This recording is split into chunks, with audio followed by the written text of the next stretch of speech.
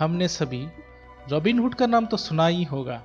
ऐसे ही अंग्रेजों के हुकूमत के समय भारत में भी एक रॉबिन हुड था, सुल्ताना डाकू।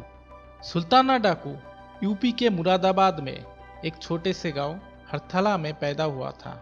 सुल्ताना जो था एक मुस्लिम भातू जाति से था।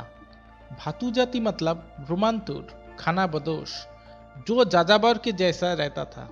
सुल्ताना सिर्फ 17 साल में ही डाकू बन गया था। सुल्ताना खुद को महाराणा प्रताप का वंशज मानता था, इसीलिए उन्होंने भी अपने घोड़े का नाम चेतक और कुत्ते का नाम राय बहादुर रखा।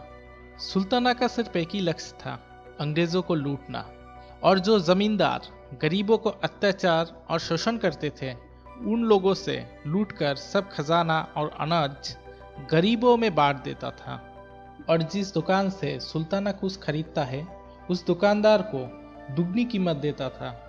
और इस तरह सुल्ताना बन चुका गरीबों का मसीहा।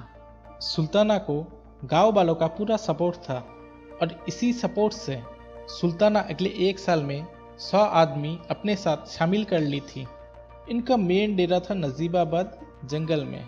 अंग्रेज़ों ने बहुत कोशिश की जंगलों में इनको पकड़ने की, परंतु अंग्रेज़ों को हाथ लगा सिर्फ निराशा, क्योंकि ये जंगल सुल्तान का घर था। सुल्तान इस जंगल से अच्छे से वाकिफ था। सुल्ताना सबसे ज़्यादा ट्रेन में ही अंग्रेज़ों के खजाना लूटता था और सबसे बड़ा दिलेरी था। जब सुल्ताना कोई ज़मींदार को लूटने जाता था, उससे पहले उस ज़मींदार को चिट्ठी लिखकर आगाह कर देते थे। इस दिलेरी को देखकर एक अंग्रेज़ी लेडी सुल्ताना से प्यार कर बैठे। उस अंग्रेज़ी लेडी ने सुल्ताना से मुलाकात करने की बहुत कोशिश की, लेकिन सुल्ताना उसे कोई इंटरेस्ट नहीं दिखाया। एक बार सुल्ताना डाकू फुलकन बाई नाम के एक नचने वाली को उठा लाया था। बाद में उसकी नाम हुई पुतली बाई। सुना जाता है सुल्ताना डाकू इस पुतली बाई से इश्क करते थे। उस समय पर अंग्रेज़ों का सबसे बड़ा कांटा था सुल्ताना डाकू। अंग्रेज़ों के बहुत कोशिशों के बावजूद भी सुल्ताना डाकू उनके हाथ नहीं लगा। और तभी लंदन से बुलाया गया एक युवा पुलिस ऑफिसर फ्रेडी यंग को।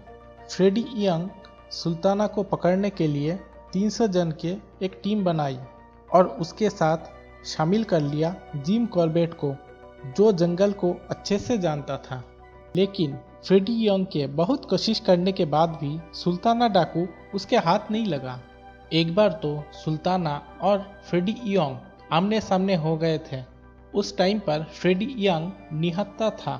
अगर चाहते तो सुल्ताना फ्रेडी को मार सकते थे, लेकिन सुल्ताना उसको छोड़ दिया। सुल्ताना का एक बहुत बड़ा टैलेंट था कि वो छुरी मुंह के अंदर छुपा कर रख सकता था।